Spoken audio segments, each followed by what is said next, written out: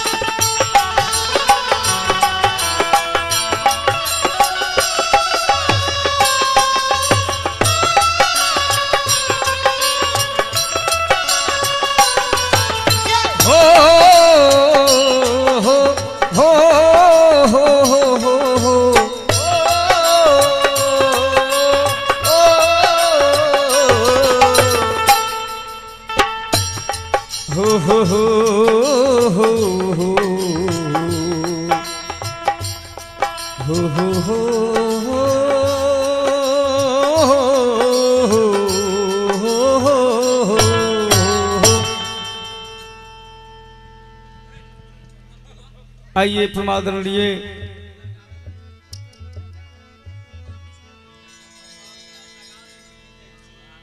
तमाम माता रानी के भक्त आज इस काली माता के दरबार में शुभ पावन रात्रि की मधुर बेला में फिर दूसरी बार जहां तक आवाज जाती है तहां तक के प्रियात बंधु इस भगवान के संत समागम में आप सभी सादर आमंत्रित हैं।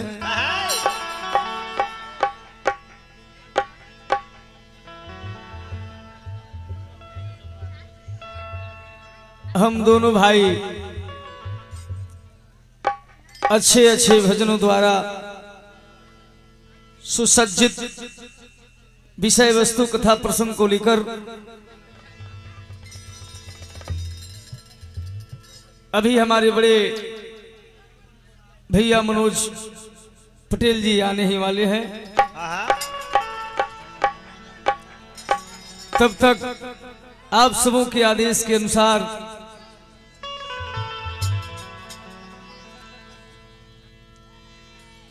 दो चार भजन से सेवा इस माता रानी के चरण में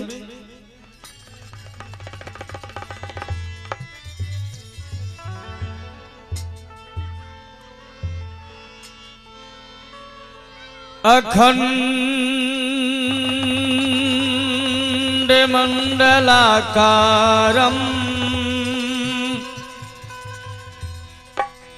व्याप्तं येन च चराचरम तत्पद दर्शितम ये तस्मै श्री गुरुवे नमः। मंगलम भगवान विष्णु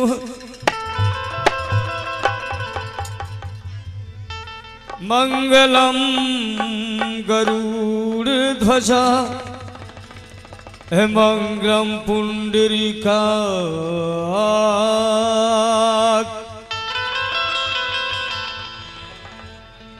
मंगलाज तनो हरि।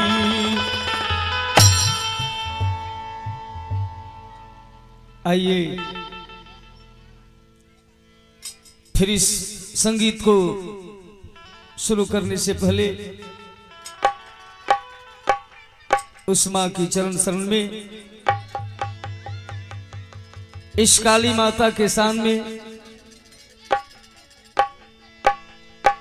हमारे गुरुवर श्री सत्यनारायण सिंह जी बड़ी ही सरल भाव में माता रानी का वंदना कहा। एक भक्त इस माता रानी के दरबार में जाता है और कहता है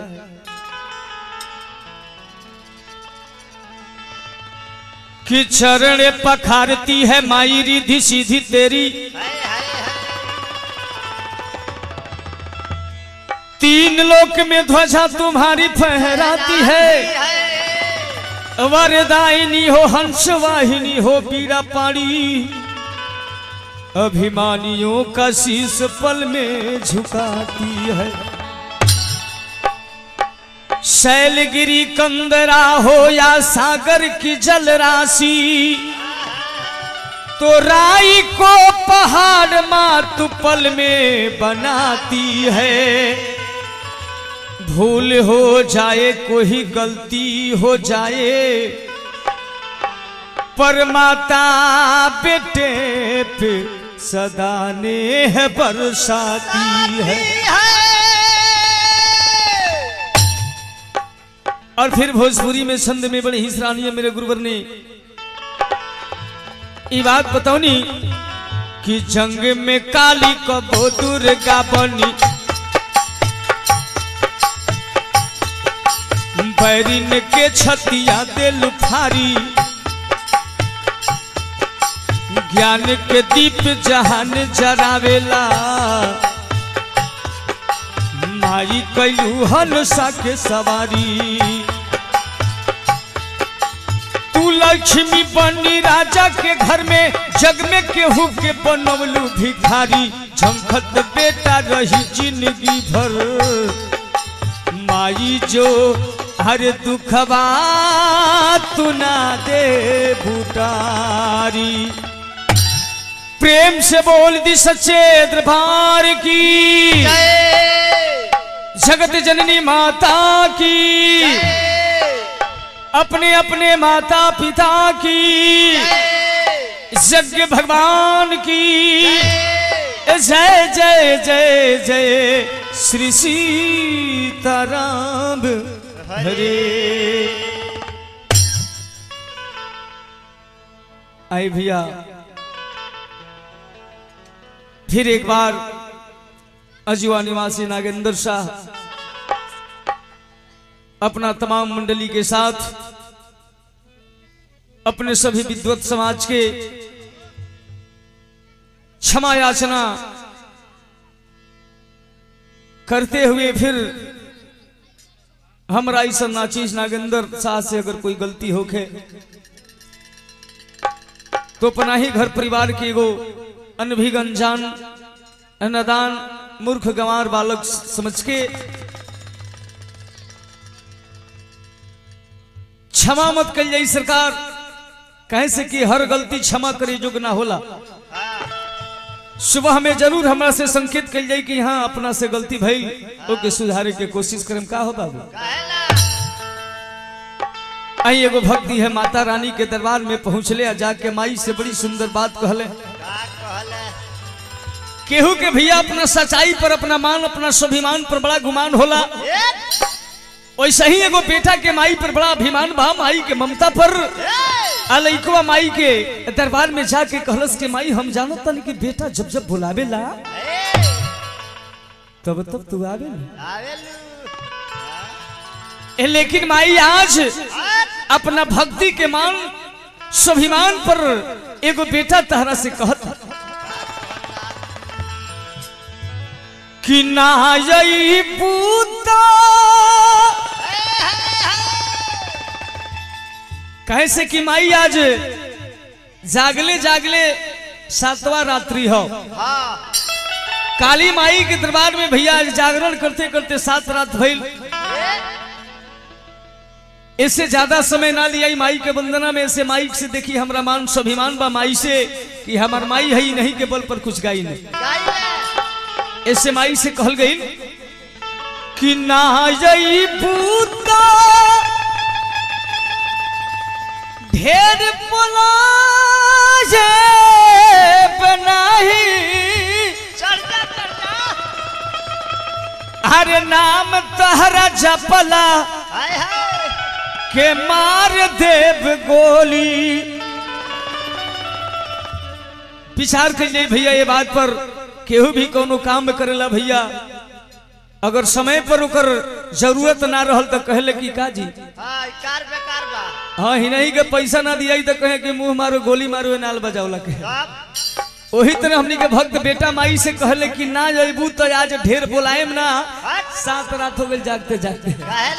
अब बिहान से माई नाम तहरा जपला के मार देम गोली। आ भक्त के मिला के सड़क में घेरा डलवा देम। आवे के कहत तो भेजाई दी डोली। प्रेम रूपी डोली कहले माई के भेजावे के। आजा के माई से कहले कि मैया अरे बाबू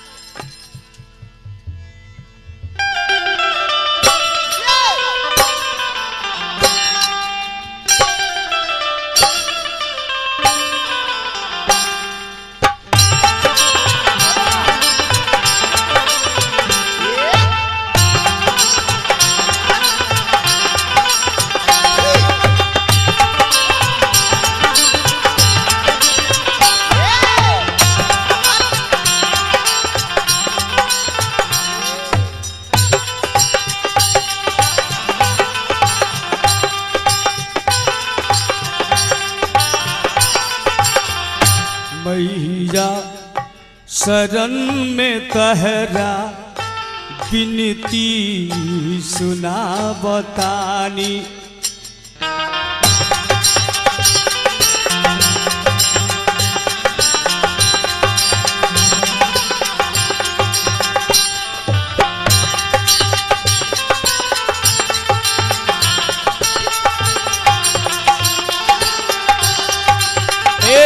मैया शरण में तहरा बिनती सुना बतानी।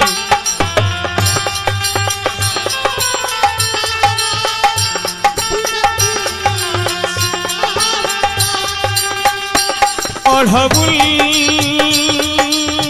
के दूगो फुलवा, अढ़बुल के दूगो फुलवा पौवा में चढ़ा बतानी।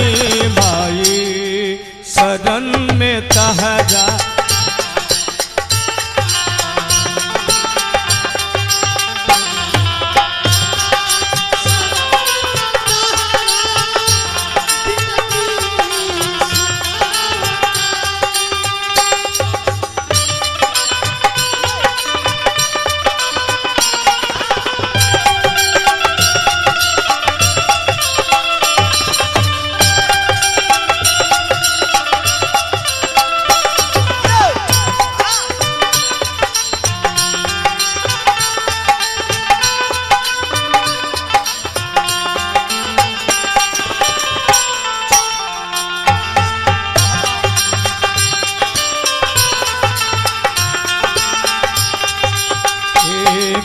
कृपा करहे माई अचरा तनी बुढ़ा द कृपा करहि माई अचरा तनी बुढ़ा दो कृपा करहे माई अचरा तनी बुढ़ा द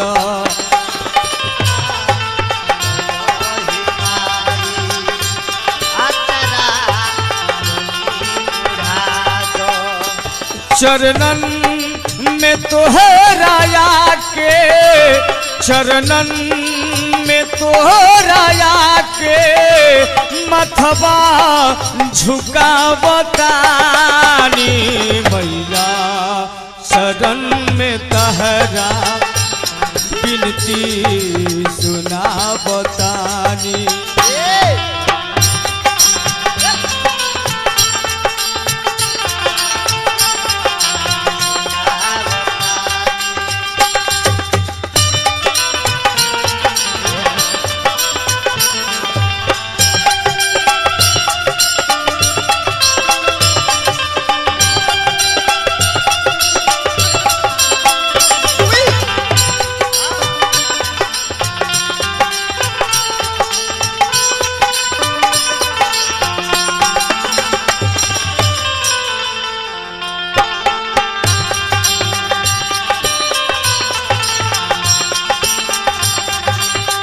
अच्छा भैया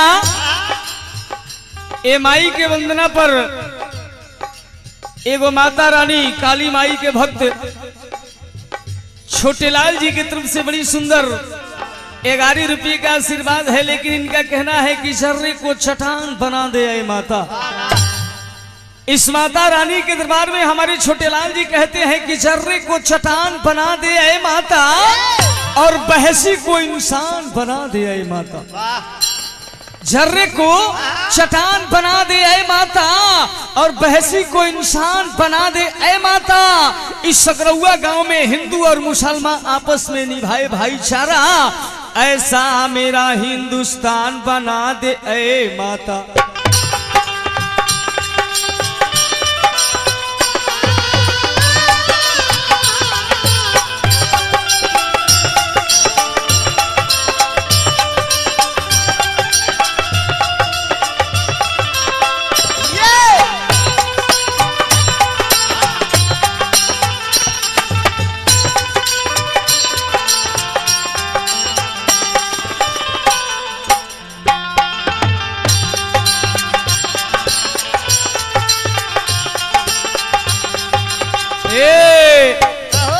सुर से के सजा दो आसरा लगा के ऐनी। सुर से के सजा दो आसरा लगा के ऐनी। कहाँ देर कैलू माई, कहाँ देर कैलू माई, रहिया निहारतानी मैया। भाई के शरण में गईले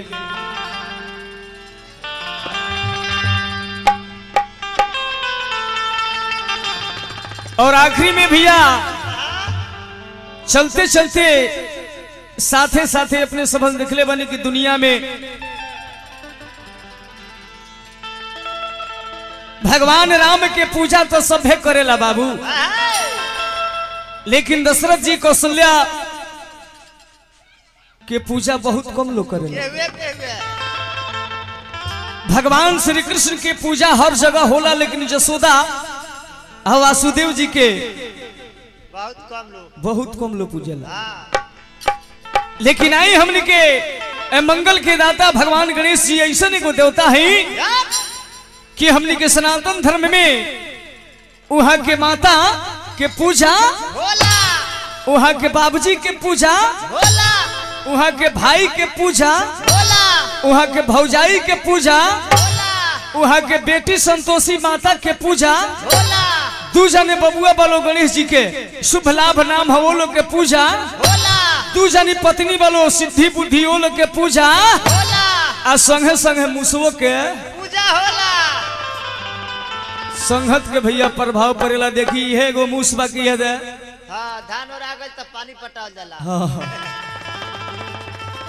एगो ऊ मुसवा के देखल जाओ भाग भैया एगो है मुसवा की अगहन के महीना में खरिहान में हमने ऐसा छोट छोट लड़का जो हसन अमूस के बियल जहाँ देखिए सन बाल्टी से पानी गिर ए ठंडी के मौसम में जो पनिया भीतर जाई तो बुझबुझा के मुसौ ने निकली लोगो लबदा लेके तड़ाक दे मरियो आ मरला के बाद में उनका के पकड़ के हवाई जहाज बना के पका के पोस्टमार्टम के पूजे के भेज पोस्टमार्टम हो जाए। आ एगो देखी भैया ऊ मुसवा हो कि भगवान गणेश जी के साथे साथे विचार करी ये बात पर कि गणेश जी के वजन भैया इतना मोट बने कि कम से कम हो तो क्विंटल भरना हो 1.5 क्विंटल। एगो मूस के भैया बहुत ज्यादा से ज्यादा वजन होता 250 ग्राम आधा किलो हम मान ली आधा किलो। लेकिन विचार करी आखिर कौन ऐसा गुण जो मुसवा में रहे और मुसवा के रहे कि 1 क्विंटल के गणेश भगवान के खुरखुर खुरखुर जहां मन करता है घुमावता। साधारण मूस ना रहे भैया ओकर कथा हमने के आगे मिली। लेकिन यह भक्त पहुंचले ये मंगल के दाता बाबा गणेश के दरबार में आजा के यह गणेश जी से बड़ी सुंदर बात कहले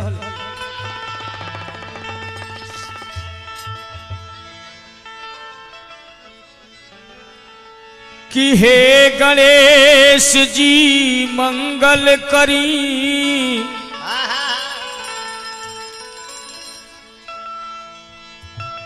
आज पूरा करी अरमान अमाई गौरा पिता शिव जी सहित आके राखी मोरलाल। भोजपुरी के भैया फरमाइश ऐसे भोजपुरी में चलते हैं जा कहे से कि वहां के आए तो फिर हमने के माहौल बदल जाई। ऐसे खेसारी भाई बड़ी सुंदर एगो गीत गौले हमने के बुझाता कि जब गीत आइल होई तो हर मोबाइल में बाजल हुई।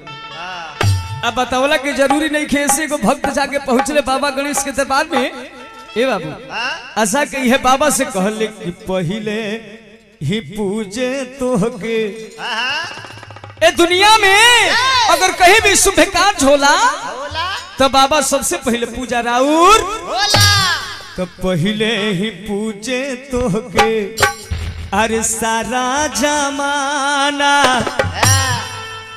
ये जमाना भैया पूरा दुनिया में सबसे पहले पूजा बाबा गणेश के होला। ऐसे भक्त कहले कि पहले ही पूजे तोहके पहले ही पूजे तोहके सारा जमाना तोहरा से बढ़ के केहू नइखे सजाना।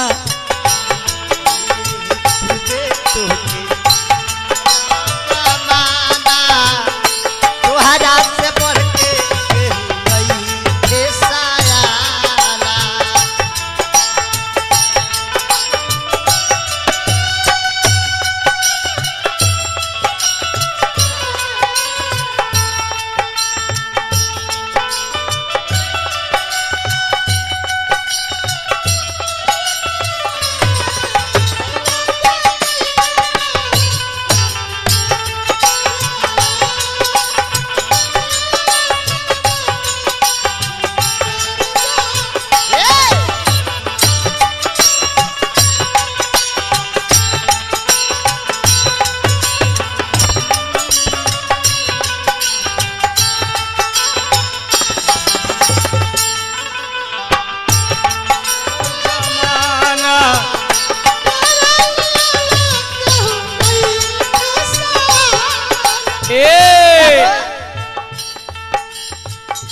गौरी के पूत ललना शिव के कहालो सब देवन में तुही पहले पूजालो। पूत ललना शिव के कहालो सब देवन से पहले तू ही पूजालो। विचार कर जाई यही बाबा गणपति महाराज के भगवान शिव जी के बियाह में भी पूजा भइल। भाई आ जाई भैया, बड़ी सुंदर बात रहल हमरा हीरालाल हृदय लाल जी के तरफ से 11 रुपये के आशीर्वाद रहल। दूसर का पुरस्कार ऑल्टर बाबा बताई। ए भैया हाँ खैर हमनी के दोस्त नहीं के भैया। चलला आ जाइए। ऑल्टर बाबा भोले बाबा तथा माता का भक्त महुआ 11 रुपये के दान करते हैं। बा इनका लिखना है कि 2 बार बोलिएगा। ऑल्टर बाबा भोले बाबा तथा माता का भक्त महुआ 11 रुपये का पुरस्कार है। ऐ गौरी भैया जी की तरफ से बड़ी सुंदर के आशीर्वाद मिलल बा भैया। 11 रुपया के तमाम भक्त की तरफ से हमरा मंडली की तरफ से लाख लाख धन्यवाद रही। अमाई से कामना कल जाई, बाबा से कामना कल जाई कि हमरा ऑल्टर बाबा के हाँ तनिको ऑल्टर मत करी हमारी। हाँ भोले बाबा से दर्शन करइयो। ऐसे बताओल गई ऑल्टर बाबा कहनी कि दिल उहे ह जौना में कुछ दर्द होला। आ अपना वादा पर जे अटल रहेला असल में उहे मर्द होला। आ ताली एक हाथे ना बाजी दोनों हाथे बजौला के फर्ज होला। आ औकात से ज्यादा खर्च कैला पर देही पर कर्ज होला।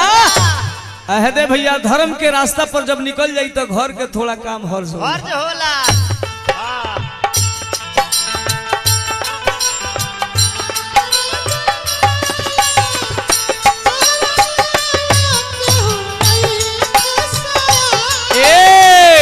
गौरी के पूत ललना शिव के कहाल सब देवन में तू ही पहले पूजाल। ललना शिव के कहालो सब देवन में पहले तू ही पूजा। आसान तनी गणेश बाबा के नीक बलागे तोहरा बड़ा। अगर गणेश भगवान के ले जाके भैया रसगुल्ला चढ़ाओ जाए तो वहां के खुश ना होली। एकरो में प्रमाणित बात बा। नीक लागे तोहरा बड़ा लड्डुआ के दाना। विचार करी कि बाबा गणेश के लड्डू के दाना से बड़ा प्रेम है काहे जी? एकरा में शंका होला कि लड्डू से प्रेम काहे हो। नीक लागे तोहरा बड़ा लड्डुआ के दाना। आ तोहरा से बढ़ के केहू नइखे सजाना।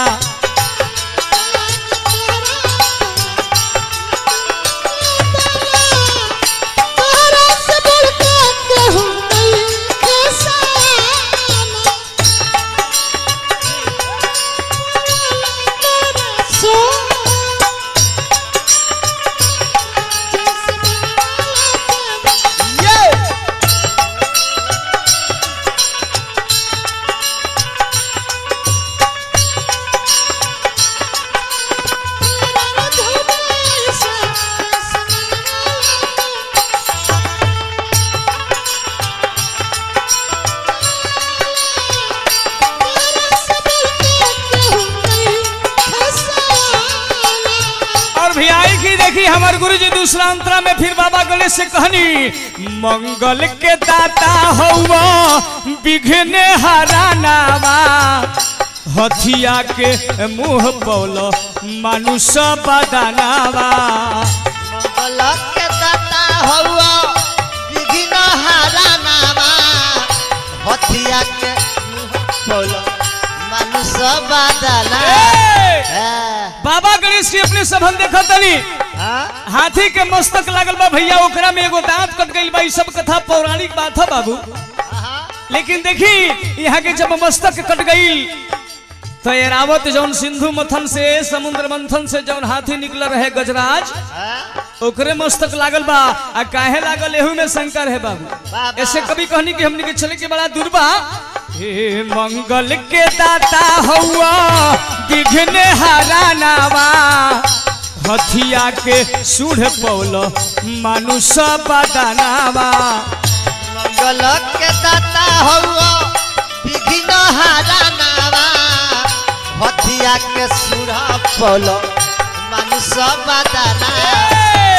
आ देखले हो के भैया केहू अपना अलमारी पर लिखेला रिधी सीधी, ऐसे कभी कहनी रिधी सीधी हई बाबा, रिधी सीधी हई बाबा, अरे तोहरो जनाना तोहरा से बढ़ के केहू नइखे सजाना।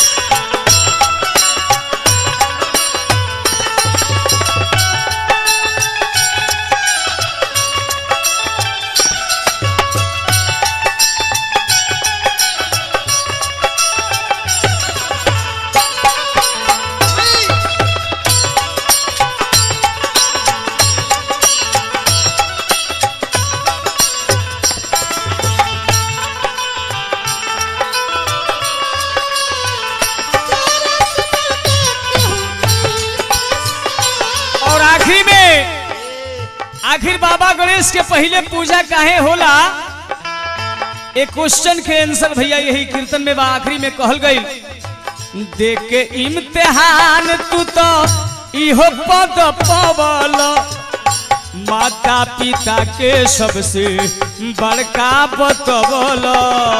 दे के इम्तिहान तू तो इहो पद पवल, माता पिता के तू बड़का बनवाला। एक बार कैलाश पर्वत पर तमाम देवता लोग के बिटोर भइल, अब में बात ही उठल कि आखिर सबसे पहले पूजा केकर होई, तो भगवान शंकर जी कहनी है आ कहीं आवेला कि ब्रह्मा जी कहनी कि पृथ्वी के 3 लोक के 3 बार परिक्रमा करके जे सबसे पहले चलाई ओकरे सबसे पहले पूजा होई। सारा देवता लोग अपन अपन सवारी लेके चल देहल। कार्तिकेय जी गणेश जी के जेठ भाई यहाँ के लगे रहे मयूर, यहाँ के मन में रहे कि सबसे पहले हम आए, सब केहू भैया चल देहल। आ गणेश भगवान जा मुंह लटका के बैठल बानी माता पार्वती के सामने, पिता भोलेनाथ के सामने। लेकिन भैया बाप से ज्यादा माई के दुलार होला। तब तक ले सारा देवता लोग पृथ्वी के भ्रमण कर गई। तेरे पार्वती जी कहली कि बाबू तू काहे बैठल बड़, तोरा घूमे नहीं के जाए के पृथ्वी के भ्रमण करे। गणेश जी मुंह लटकौले बनी कहनी कि माई हम तो हमार वजन बा 1 क्विंटल, आमूस के वजन बा आधा किलो। अब बताओ जब हम एकरा पर सवार होके ये पृथ्वी के परिक्रमा करके घूमते घूमते हमार सारा जिंदगी यही में बीत जाए। तब तक ले संत के वाणी में गणेश भगवान सुनले रहनी। देखी यहाँ के चतुराई बुद्धि के निधान, बुद्धि के विधान बाबू कहल जाला। यह गणेश भगवान कहनी का कि कैलाश पर्वत पर माता जगत जननी अब भगवान शंकर दोनों आदमी बैठे रहे, अपना माई बाप के 3 लोग से बड़का मान के 3 बार परिक्रमा करके आके सब जन से पहले हुई जब विराजमान हो गई। तमाम देवता लोग जब घूम के आइल तो कहलो कि हई देखई तो गइबे ना कइले घूमे, यही जाके यही जा रह गेले। लेकिन आज सरकार हम 3 बेर पृथ्वी के परिक्रमा करके चल आइल बनी। ये बात के झंझट भइल, लेकिन विवाद में भैया कर प्रमाण यह निकलल कि माई बाप का जी 3 लोग से बड़का स्थान देहल गइल बा वही माई बाप के। 3 बार परिक्रमा गणेश जी कहनी, यही से इम्तिहान दिलन। इसे कभी कहनी कि देख के इम्तिहान तू तो पदई हो पवल, माई बाप के तू सबसे बड़का बतवल। देख के इम्तिहान तू तो मनोज भैया पवल, आवाज अगर जाता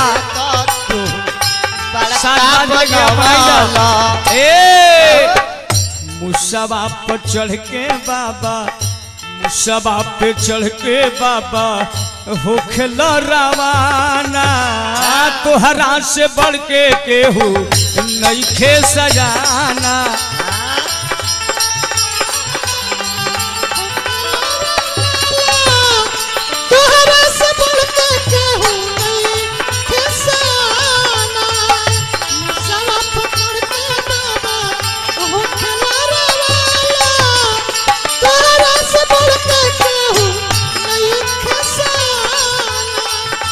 तोहरा से बढ़ के केहू नइखे सजाना। प्रेम से बोलिए गणेश जी भगवान की जय।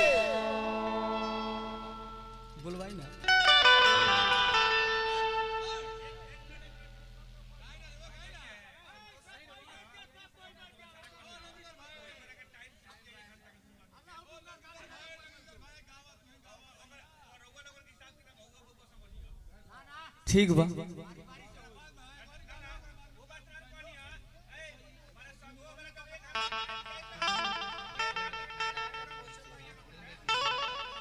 ठीक बा। हेलो तनी से बढ़ा दे भाई। और आई भैया अब हमनी के भजन की तरफ चल जाई। वाह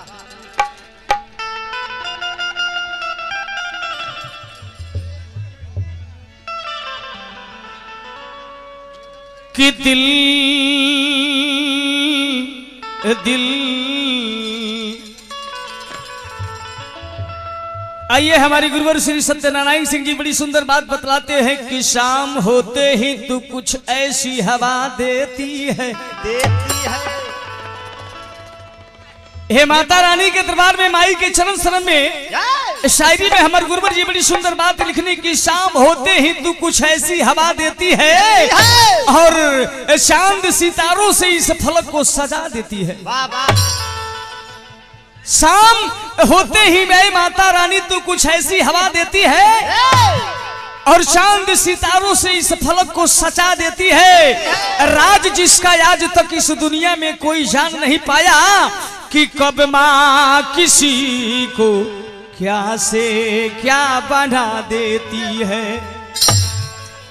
और चलते चलते बड़ी सुंदर बात इस माता रानी के दरबार में एक भक्त कहता है कि संत भी है भगवान के तो चोर भी भगवान के।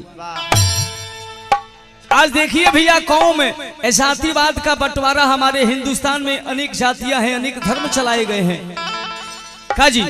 लेकिन हमारे गुरुवर जी बतलाते हैं कि साधु भी भगवान के तो चोर भी भगवान के और गिद्ध भी भगवान के तो मोर भी भगवान के। का हो बाबू बताओ गईल कि साधु भी भगवान के तो चोर भी भगवान के और गिद्ध भी भगवान के तो मोर भी भगवान के।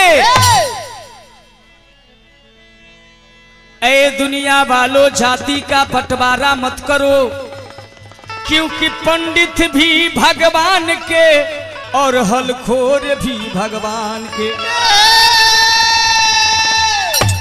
हम सभी उस माता के संतान हैं, इसलिए भैया एक भक्त माता से कहता है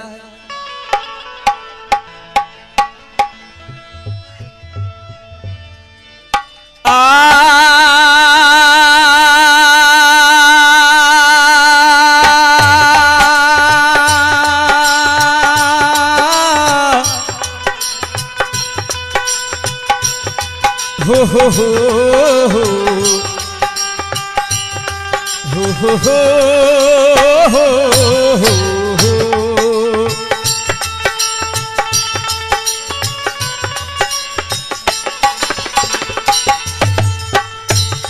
हो हो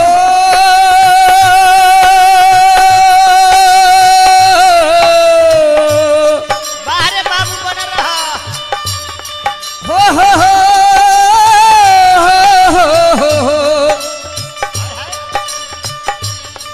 हो हो हो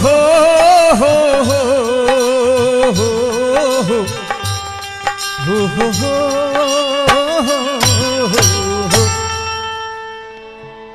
आई भैया बताओल गई कि बड़ी भाव से भजन होला का हो बाबू। ए दिल में निष्ठा भक्ति प्रेम होके के चाहिए हमनी के। फिर देखी दोनों भाई कथा हुए सुनावल जाई का जी। लेकिन आई अपने सबन के मनोरंजन खतरा एगो कभी बड़ी सुंदर बात बताओने कि प्रेम जोगी हो जोग से भेटाला तब प्रेम केहू से कि नाजिल नइखे आवासना से जे कर रहल बा कबो वास्ता ओ प्रेम के रोगी कहाँ जिल नइखे। यही भैया एगो गांव में हमार एगो लड़का रहे हमरा से कहता कि नागेंद्र भाई तोहनी के कहेला कि भगवान कन्हैया भगवान रहनी हम कहीं भगवान नहीं तो कहता कि भगवान के कहीं 16,108 गो रानी होला। हम कहीं भगवान कन्हैया के कैलेंडर देखले बड़ो तो कहल कि हो देखले बनी हम कहीं उनका मूड़ी पर का बा तो कहल कि मोर के चिन्हा बा मोर के पंख बा। हम कहीं के मूर्ख अगर तरीको तरह लगे शिक्षा होई तो बात के विचार करी हो कि भगवान श्री कृष्ण के 16,100 प्रेमिका रहे लो, 8 गो इनके पटरानी जो अर्धांगिनी कहल जाला, 8 जानी रहे। लेकिन भगवान श्री कृष्ण कन्हैया जोगी रहनी आ मोर के पाक ऐसे लगल रहनी कि भगवान श्री कृष्ण कन्हैया कहियो संभोग ना करी। ऐसे कवि बतौनी कि प्रेम जोगी हो, जोग से भेटाला, आ प्रेम केहू से किनाइल नहीं खे, आ वासना से जेकर रहल बा वास्ता उ प्रेम के रोगी कहाइल नहीं खे। तो राधिका के नीक कन्हैया से ना दियाइल, मीरा के घुंघरू रोकाइल नहीं खे, आया 2.5 अक्षर के जे होला पुजारी, प्रेम का चीज हो भुलाजिल नहीं थे। ऐसे कभी बताओनी कि भावे से भजने होला, अरे भावे से भोजन बाहु। भाव भैया लगन निष्ठा प्रेम होके के चाहिए भगवान के भजन खतरा बहुत लोग आवेला काजी, अब बहुत लोग पूजा करेला, लेकिन अगर भक्ति निष्ठा प्रेम भगवान के प्रति ना रही भैया तो कीर्तन बेकार बा। कहे से कि कभी बताऊनी, अरे मन के मलाल मार लो। भजन कीर्तन का हो, रउआ लोग बहुत लोग कहते कि हारमोनिया नाल ढोलक लेके बड़ा बनो तो माइक पर भजन कीर्तन गाओ तो ना भैया। कीर्तन भजन भगवान के कई प्रकार के होला। ऐसे कभी बताऊनी कि मन के मलाल मार लो, बस हो गजिल भजन। मन के मलाल मार लो, बस हो गई भजन। मन के मलाल मार लो, बस हो गई भजन। एगो बाबा कबीर दास बतौनी कि मन मरा ना माया मरी, मर गए शरीर और आशा तृष्णा ना मरे, कह गए दास कबीर। भजन कीर्तन गाओ तनी जब भैया हमनी के ध्यान बा पैसा पर। हाँ, ना तो मुख में राम बगल में छुरी, या मौका पाई तो काट ली मुड़ी। आई अयोध्या जी और हरि चौधरी जी की तरफ से 20 रुपये का आशीर्वाद। फिर आगन अल्टर बाबा बा 10 रुपये के आशीर्वाद बा। राजबली यादव जी की तरफ से भी 21 रुपये के आशीर्वाद बा। लेकिन तमाम भक्त माता के दरबार में कहल बड़ी सुंदर बात कि कवनो दिशा चाहे कवनो जगहिया, हर बिन छतरी कहीं छावे न होला। बताओल गई हमार गुरुजी बतौनी कि कौनो दिशा चाहे कौनो जगहिया बिना छतरी कहीं छाव न होला। आ लमहर पाट केतनो होई नदिया के बिना पानी कहीं नाव न होला। अब पत्नी के मिले चाहे स्वर्ण सिंहासन, बिना पति कहीं ठाव न होला। ए बाबू, आ दुष्ट अधर्मी के कितनो समझाए में, लेकिन हरि चरण से लगाव ना होला। और गांव खाली के खाली रह जाई है, आ बिना घर के कहीं गांव न होला। ऐसे बताओल गेल कि कीर्तन भजन का हो। हई मन के भैया जितना विकार बा, जितना मन बढ़ता कभी बताओनी कि मन सफेद रंग कपड़ा हो, जमन रंग चढ़ई चढ़ जाई। रंगीन कपड़ा पर भैया रंग चढ़ावल जाई, रंग ना चढ़ी, लेकिन सफेद कपड़ा पर जौन रंग चढ़ावल जाई का मनोज भैया चढ़ जाई। ऐसे हमारे गुरुजी बतौनी कि हई मन सफेद रंग कपड़ा हो, जमन रंग चढ़ई चढ़ जाई। आ घोड़ा जोतल रथ हो मनवा, जेने बढ़ई बढ़ जाई, जेने बढ़ावल जाई बढ़ जाई। फिर कभी कहनी कि एकरा में धैर्य के लगाम खींच के राखो, ना तो जाके कतही लड़ जाई। आए बाबू, ई मोह माया के नगरी छोड़ दो, ना तो आफत पर जाई। जहिया परमात्मा के दरबार में चल जाई, बताओल गई कि खाता खुली जहिया करनी कमाई के। जहिया परमात्मा के दरबार में खाता करनी कमाई के खुल जाई, तब बताओल बा कि केहू पूछ नहीं रोब पछताई के। ऐसे बताओल गई कि मन के मलाल मार लो, बस हो गजिल भजन। मन के मलाल मार लो, बस हो गई भजन। मन के मलाल मार लो, बस हो गई भजन। मन के मलाल मार लो, बस हो गई भजन। मन के मलाल मार लो, बस हो गई भजन। मन के मलाल मार लो, बस हो गई भजन। आ भजन का हो, आदत बाबुर सुधार लो।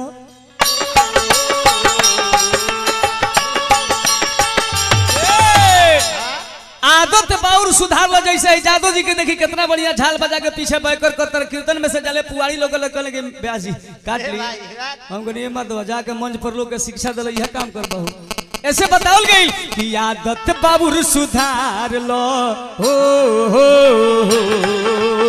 आदत बाबुर सुधार लो बस हो गजिल भजन आदत बाबुर सुधार लो बस हो गई भजन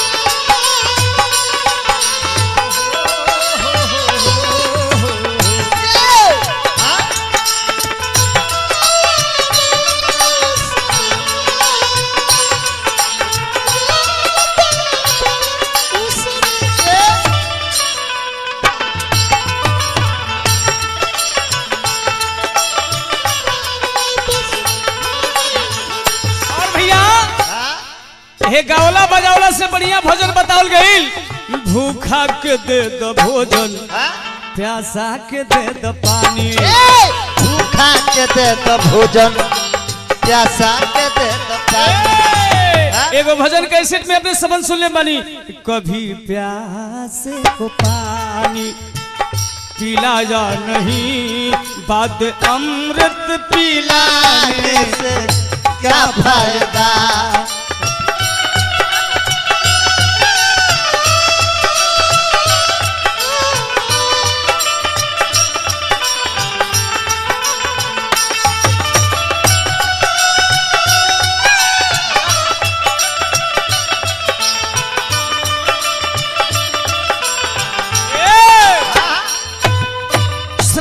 महीना में भैया देखी हमने के बहुत लोग बाबा के जल गिरावे जाला यहाँ से पैदल चल के सुल्तानगंज से 105 किलोमीटर बाबा धाम आ दरवाजा पर भैया के हुई ना बाप माई पियासे मरता आ जातन जब भगवान शंकर जी के जल चढ़ाओ तो भगवान कहने की जाके सबसे पहले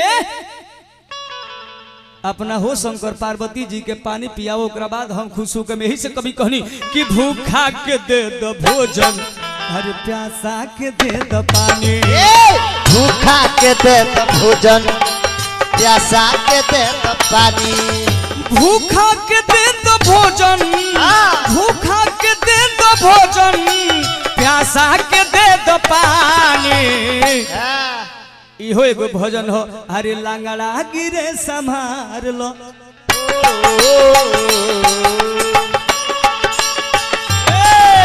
लंगड़ गिरे संभार लो बस हो गजी भजन लंगड़ा गिरे संभार लो बस हो गई भजन गिरे संभार लो बस हो गई भजन मन के मलाल मार लो बस हो गजिल भजन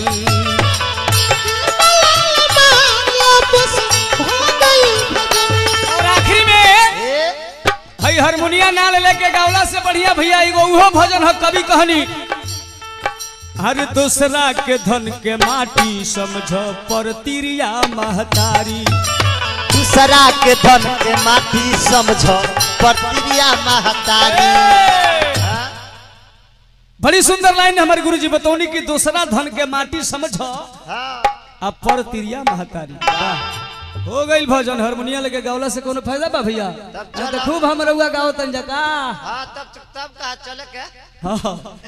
लेकिन ऐसे कभी कहनी कि हर दूसरा के धनवा माटी समझ पर तिरिया महतारी दूसरा के धनवा माटी समझ पर तिरिया महतारी दूसरा के धन दूसरा के धनवा माटी समझ पर तिरिया महतारी हो दूसरा के धनवा माटी समझ पर तिरिया महतारी दूसरा के धन के माटी समझ पर तिरिया महतारी अरे मन में ही है विचार लो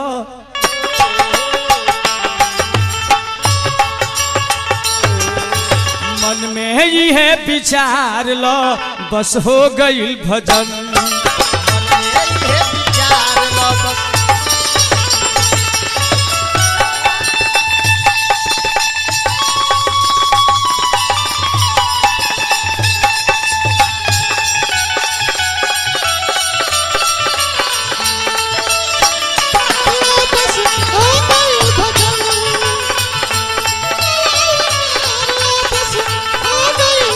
कहे से बताओल गईल अरे मानो तने मिलल बा फिर पैबा कि ना पैबा मानव तन मिलल बा फिर पैबा कि ना पैबा वही बरानु कनी है जो हमनी के दोनों भाई के मनुष्य के तने मिलल बा 84 लाख जोनी में फिर एक बाद मिली कि ना मिली ऐसे कभी कहनी कि मानो तने मिलल बा फिर पैबा कि ना पैबा मानव तन मिलल बा फिर पैबा कि ना पैबा ए सुगना राम नाम गइब कि ना गइब ये सुगना राम नाम गइब कि ना गइब ये सुगना राम नाम गइब कि ना गइब ए कबले भुलाइल रहब माया के बाजार में कबले भुलाइल रहब माया के बाजार आपन केहू नइखे बाबू ए संसार में आपन केहू नइखे बाबू एहू संसार आखिरी में बड़ी मार्मिक पॉइंट बा हमनी के देखी कितना माइक पर भर भरा तनी या जितना झूठ बोले के बा भैया लोग में बोला जाई लेकिन कभी कहनी कि जे हिजा गाल बजा लो वही जाना बजा पैबा यही जा गाल बजा लो वही जाला बजा पैबा आज भैया करनी भैया हमनी के खराब हो जाई त हियां भर भरा लेते लेकिन परमात्मा के दरबार में गइला पर जान तनी का हो जाई सटक न रहा बोली ना निकली हये हथियार रही माई के भजन रही परमात्मा के भजन के नाम के पासपोर्ट रही तो जगह बिना वीजा के हनुमान जी विदेश चल गईनी वही गाँव के पास को जल्दी ऐसे कहल बा कि जे हिजा गाल बजा लो वही जाना बजा पैबा यही जा गाल बजा लो वही जाला बजा पैबा ए सुगना राम नाम गइब कि ना गइब प्रेम से बोली सच्चे दरबार की जय जगत जननी माता की जय जय जय जय श्री सीता राम हरे आई श्री हीरालाल शाह जी की तरफ से 12 रुपये का आशीर्वाद हमरा मंडली की तरफ से लाख लाख धन्यवाद बा आई यही शब्द के साथ भैया फिर स्वागत हमरा बड़का भैया जी के आए है बड़ा के प्रोग्राम हमनी के अपने सबन के कोशिश कल जाए कि अपने सबन के दिल जीत के दोनों जने जाई जाए का वाह बढ़े